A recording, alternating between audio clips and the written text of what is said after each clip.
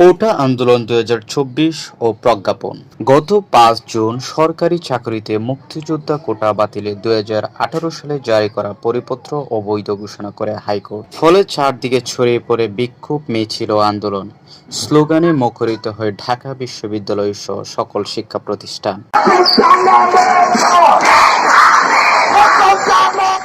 9 June 2024 কোটা পুনর্বহালের রায় স্থগিত চেয়ে রাষ্ট্রপক্ষের আপিল।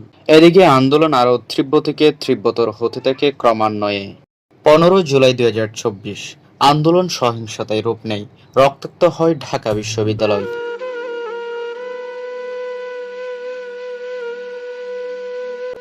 16 জুলাই 2024 বেগম রোকেয়া বিশ্ববিদ্যালয়ের আবু সাইদ নামে এক শিক্ষার্থী গুলিবিদ্ধ হয়ে নিহত হয়। অতঃপর একে একে নিহত হয় আরও কয়েকশো শিক্ষার্থী।